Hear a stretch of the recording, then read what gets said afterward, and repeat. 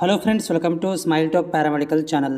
Friends, GNM nursing board ವತಿಯಿಂದ ಏನಾಗ್ತಾ ಇದೆ ಅಂತಂದರೆ, ವಿದ್ಯಾರ್ಥಿಗಳು ಏನು ಅಪ್ಲಿಕೇಶನ್ ಹಾಕಿದ್ದಾರೆ ಆ ಒಂದು ವಿದ್ಯಾರ್ಥಿಗಳ ಡಾಕ್ಯುಮೆಂಟ್ ವೆರಿಫಿಕೇಷನ್ ನಡೀತಾ ಇದೆ ಆನ್ಲೈನ್ ಮುಖಾಂತರ. ಅದರ ಜೊತೆಗೆ ಅವರು ಪೇಮೆಂಟ್ ಮಾಡಿರೋ ಬಗ್ಗೆ ಕೂಡ ಒಂದು ಏನನ್ನು ಡೀಟೇಲ್ಸನ್ನು ಕೂಡ ಮಾಹಿತಿಯನ್ನು ನೋಡ್ತಾ ಇದ್ದಾರೆ. ಸೊ ಯಾರೆಲ್ಲ ವಿದ್ಯಾರ್ಥಿಗಳು ಇನ್ನೂವರೆಗೆ ಕೂಡ ಒಂದು ಪೇಮೆಂಟನ್ನು ಮಾಡಿಲ್ಲ ಅಥವಾ ಅವರು ಪೇಮೆಂಟ್ ಮಾಡಿರ್ತಾರೆ ಆದರೆ ಅವ್ರಿಗೆ ಗೊತ್ತಿಲ್ಲದ ಹಾಕಿ ಅವ್ರ ಅಕೌಂಟಿಗೆ ಅದು ರಿಟರ್ನ್ ಆಗಿರುತ್ತೆ. ಸೊ ಈ ಥರ ಒಂದು ಅಕೌಂಟಿಗೆ ರಿಟರ್ನ್ ಆದಾಗ ಅಲ್ಲಿ ಸ್ಟೇಟಸ್ ಏನು ತೋರಿಸುತ್ತೆ ಅಂತಂದರೆ ಪೇಮೆಂಟ್ ಪೆಂಡಿಂಗ್ ಅಂತ ತೋರಿಸುತ್ತೆ. ಸೊ ಉದಾಹರಣೆ ನಾನು ನಿಮಗೆ ತೋರಿಸ್ತೀನಿ. ಇಲ್ಲಿ ಈ ಒಂದು ಅಪ್ಲಿಕೇಶನ್ ಒಳಗಡೆ ನೋಡ್ಬೋದು, ಇಲ್ಲಿ application current status payment pending ಅಂತ ಇದೆ. ಅದರ ಜೊತೆಗೆ ಅಮೌಂಟ್ ಕೂಡ ಇಲ್ಲಿ 400 ರೂಪಾಯಿ ತೋರಿಸ್ತಾ ಇದೆ. ಸೊ ಇಂಥ ವಿದ್ಯಾರ್ಥಿಗಳಿಗೆ ಈ ರೀತಿ ನಿಮ್ಮಲ್ಲಿ ಯಾರಿಗಾದರೂ ಬಂದಿದ್ದರೆ ನೀವು ಪೇಮೆಂಟನ್ನು ಮಾಡಬೇಕಾಗತ್ತೆ. ಇನ್ ಕೇಸ್ ಆಫ್ ನೀವು ಪೇಮೆಂಟ್ ಮಾಡಿದ್ರಿ, ನಿಮ್ಮಲ್ಲಿ ಪ್ರೂಫ್ ಇದ್ದರೆ, ಸೊ ಅದಕ್ಕೆ ಸಂಬಂಧಿಸಿದಂತೆ ಈ ರೀತಿ ಇರುವಂಥ ಅಪ್ಲಿಕೇಶನ್ಗಳಿಗೆ GNM ನರ್ಸಿಂಗ್ ಬೋರ್ಡ್ನವರು ಒಂದು ಮೆಸೇಜನ್ನು ಹಾಕ್ತಾ ಇದ್ದಾರೆ. ಅದು ಮೆಸೇಜ್ ಯಾವ ರೀತಿಯಾಗಿರುತ್ತೆ ಅನ್ನೋದ್ರ ಬಗ್ಗೆ ಲೇಟ್ರಾಗಿ ಹೇಳ್ತೇನೆ.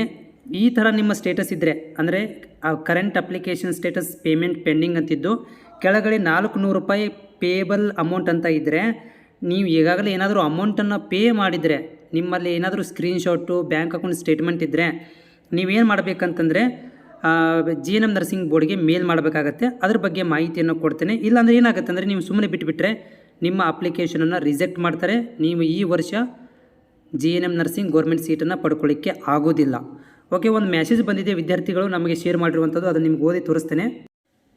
ಇಲ್ಲಿ ನೋಡ್ಬೋದು, ಒಂದು ವಿದ್ಯಾರ್ಥಿಗೆ ಬಂದಿರುವಂಥದ್ದು, dear candidate, your application GNM application applied for GNM counselling received but your application is received but has not paid the fees. ನೀವು ಪೇಮೆಂಟ್ ಅಪ್ಲಿಕೇಶನ್ ಬಂದಿದೆ ಆದರೆ ನೀವು ಪೇಮೆಂಟನ್ನು ಮಾಡಿಲ್ಲ ಅಂತ ಹೇಳ್ತಾ ಇದ್ದಾರೆ.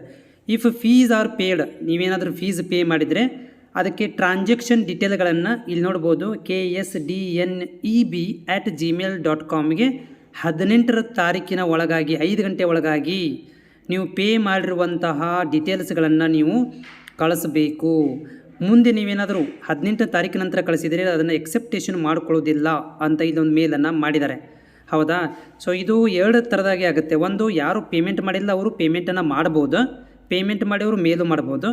ಅಥವಾ ಪೇಮೆಂಟ್ ನೀವು ಮಾಡಿರಿ, ನಿಮ್ಮ ಹತ್ರ ಪ್ರೂಫ್ ಇದೆ ಅಂತಂದರೆ ನೀವೇನು ಮಾಡಬೇಕು, ನಿಮ್ಮ ಜಿಮೇಲ್ ಮುಖಾಂತರ ಈ ಒಂದು ಜಿಮೇಲ್ಗೆ ಆ ಒಂದು ಟ್ರಾನ್ಸಾಕ್ಷನ್ ಆಗಿರೋ ಬಗ್ಗೆ ಮತ್ತು ನಿಮ್ಮ ಅಪ್ಲಿಕೇಶನ್ ನಂಬರು, ಟ್ರಾನ್ಸಾಕ್ಷನ್ ಆಗಿರುವಂಥ ಒಂದು ಸ್ಕ್ರೀನ್ಶಾಟ್ ಇರ್ಬೋದು, ಆಮೇಲೆ ಅಮೌಂಟ್ ಕಟ್ ಆಗಿರೋ ಬಗ್ಗೆ ಪ್ರೂಫನ್ನು ನೀವು ಇದಕ್ಕೆ ಅಟ್ಯಾಚ್ಮೆಂಟ್ ಮಾಡಿ ಕಳಿಸಿದರೆ, 18ನೇ ತಾರೀಕಿನ ಒಳಗಡೆ ಕಳಿಸಿದರೆ ನಿಮ್ಮ ಅಪ್ಲಿಕೇಶನ್ ಎಕ್ಸೆಪ್ಟ್ ಆಗುತ್ತೆ.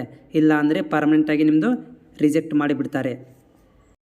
ಅದರ ಜೊತೆಗೆ ನೀವು ನಮ್ಮ ಟೆಲಿಗ್ರಾಮ್ ಲಿಂಕಿಗೆ ಜಾಯಿನ್ ಆಗಿ ಅಲ್ಲಿ ಕೂಡ ಡಿಸ್ಕಷನ್ ಮಾಡ್ತಿರ್ತಾರೆ. ಅಲ್ಲಿ ಕೂಡ ನಾನು ಏನಾದರೂ ಮಾಹಿತಿ ಬಂದರೆ ನಿಮಗೆ ಅಪ್ಡೇಟ್ ಮಾಡ್ತೇನೆ.